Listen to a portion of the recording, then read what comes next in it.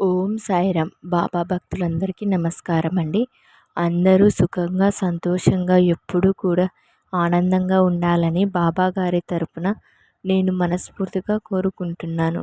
ఈరోజు మన వీడియో ఏమిటంటే, తల్లి హెచ్చరించే కొద్దీ ఎక్కువ చేస్తున్నావు, ఆగ్రహించానంటే కష్టాల పాలవుతావు, వెంటనే తెలుసుకో అమ్మా అని ఏదో ఒక సందేశాన్ని బాబా గారు మనకి ఇప్పుడు అందించాలి అనుకుంటున్నారు. తల్లి ఎప్పుడూ కూడా, ప్రతిరోజు కూడా, ప్రతి నిమిషం కూడా హెచ్చరిస్తూనే ఉన్నాను. హెచ్చరించే కొద్దీ తగ్గాలి కానీ ఎక్కువ చేయకూడదమ్మా.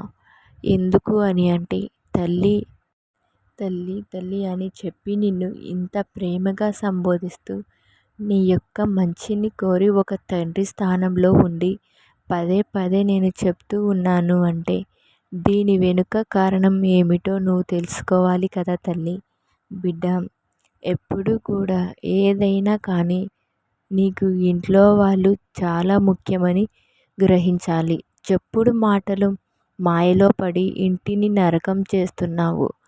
చెప్పుడు మాటలు చెప్పేవాళ్ళు ఎవరు కూడా రేపు నువ్వు ఆపదలో ఉన్నప్పుడు వచ్చి నిన్ను వాడుకోమని డబ్బు ఇవ్వరు, ఒక పూట నీకు తిండి పెట్టరు, ఒకరోజు నీకు సేవ చేయరు. ఎప్పుడైనా కానీ నీ రక్త సంబంధికులు, నిన్ను కట్టుకున్న భార్య లేదా భర్త, నీ కడుపున పుట్టిన పిల్లలు మాత్రమే నీ యొక్క మంచి కోరేవాళ్ళు.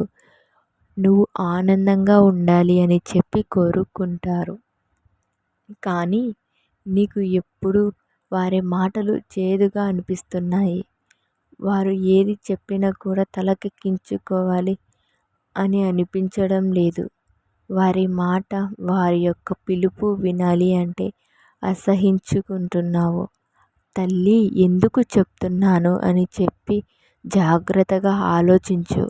నవమాసాలు మోసి నిన్ను పెంచి ఇంత వాడిని లేదా ఇంత దానిని చేసింది నీ కన్న తల్లి. ఎప్పుడు కూడా కన్న తల్లి మాట పెడచెవిన పెట్టవద్దు. అదేవిధంగా నిన్ను ఒక 20 సంవత్సరాలు తల్లి మోస్తే, ఒక 80 సంవత్సరాలు నీ భార్య నిన్ను కనిపెట్టుకొని ఉంటుంది, లేదా నీ భర్త నిన్ను కనిపెట్టుకొని ఉంటాడు. కనుక వారి మాటకు అంతే కట్టుబడి ఉండాలి, అంతే గౌరవాన్ని ఇవ్వాలి. ఒకసారి నీకు అనుమానం అనేది వచ్చింది అంటే, నీవు ఏది చేసినా, వారు నీతో ఎలా ప్రవర్తించినా కూడా అనుమానపు దృష్టితోనే చూస్తూ ఉంటావు. కనుక ఎదుటివారు ఎందుకు నీ కాపురంలో నిప్పులు పోయాలి అని అనుకుంటున్నారో, వారు నీ భర్త గురించి లేదా నీ భార్య గురించి ఎందుకు ఈ విధంగా చెప్తున్నారు అని చెప్పి ఒకసారి ఆలోచించుకో. వారి మాటలు నమ్మి నీవు ఎల్లప్పుడూ కూడా నీ భర్త లేదా నీ భార్యతో గొడవలు పెట్టుకోవద్దు. అలా పెట్టుకోవడం వలన నీ సంసారం అనేది మరి కాస్త రోడ్డు పాలవుతుంది తప్ప నీకు కలిగే ఉపయోగం అనేది ఏమీ లేదు. ఎందుకు ఇంతలా చెప్తున్నానంటే, నీ యొక్క అర్ధాంగి విషయంలో, నీ భర్త విషయంలో ఎటువంటి తప్పు లేదు. నీవు ఎప్పుడైనా కానీ తను పుట్టు పూర్వతకాలు కూడా తెలిసిన వాడివి. కనుక తను ఎలాంటిదో, ఎలాంటి ఇంటి నుంచి వచ్చిందో, ఎలా నీతో ఇన్ని సంవత్సరాలు మలుచుకుందో, ఇవన్నీ కూడా ఆలోచించకుండా కేవలం ఎదుటివారి మాటలను విని తనను ప్రతిసారి హింసిస్తున్నావే, ఇది ఎంతవరకు న్యాయము? వారు వీరు చెప్పిన మాటలకు అంత విలువ ఉంటే, ఇప్పుడు నేను నీ బాబాను చెప్తున్నాను, నా మాటకి ఎంత విలువ ఇస్తావో చూస్తాను. ఆ మాటకి కనుక విలువ ఉంటే ఖచ్చితంగా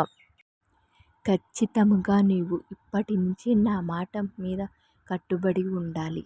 అది ఎలా అంటే, ఎప్పుడు కూడా ఇంట్లో గొడవ పెట్టుకోను అని చెప్పి, ఏది కూడా పట్టించుకోను అని చెప్పి, ఏదైనా కానీ ఎలా జరగాలో, ఎంతవరకు జరగాలో, ఎప్పుడు జరగాలో అంతా కూడా నేనే చూసుకుంటాను.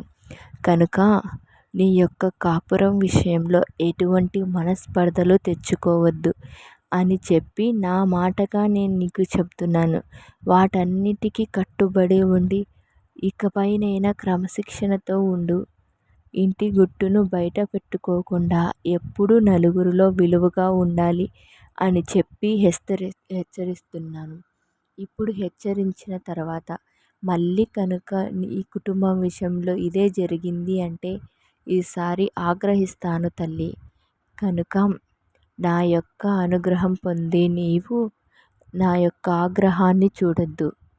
నా యొక్క ఆగ్రహం నీ వెంట పెట్టానంటే నువ్వు ఖచ్చితంగా ఇప్పుడు పడేవి కాకుండా మరిన్ని కష్టాలు పడాల్సి వస్తుంది.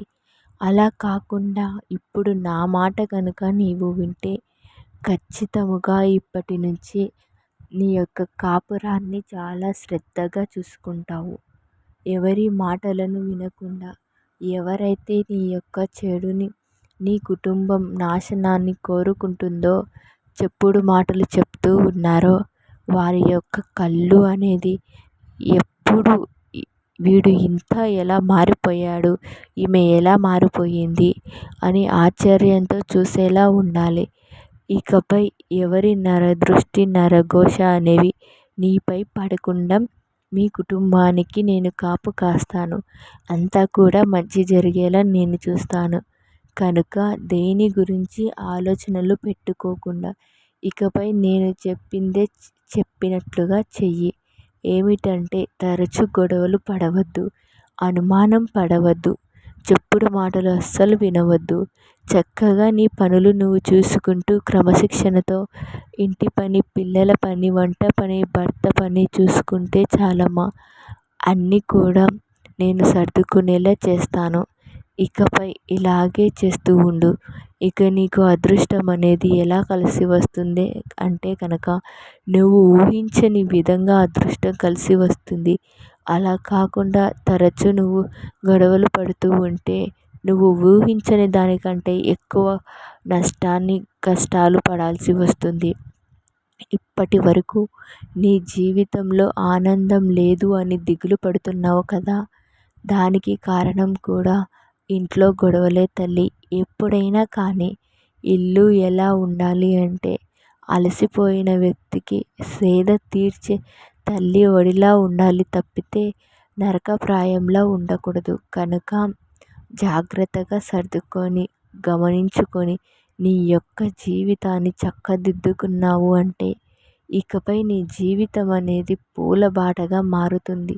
గమనించుకో అని చెప్పి ఈరోజు చాలా చక్కటి సందేశాన్ని బాబాగారు మనకు అందించారు. మరి బాబాగారు ఈ సందేశాన్ని ఎందుకు అందించారు, ఎవరిని ఉద్దేశించి అందించారో మీ అందరికీ కూడా తెలిసే ఉంటుంది. హెచ్చరించారు అంటే ఖచ్చితంగా బాబాగారి ఆవేశానికి గురి కాకుండా మనం జాగ్రత్తగా నడుచుకుంటే బాబాగారి యొక్క అనుగ్రహానికి మనం అర్హులమవుతాము. అలా మారితే మన జీవితం అనేది చాలా చక్కటి పూలబాట అవుతుంది. ఈ సందేశం ఖచ్చితంగా విని మిమ్మల్ని మీరు మార్చుకోండి. ఓం సాయిరాం. సబ్కా మాలిక్ ఏక్ హై.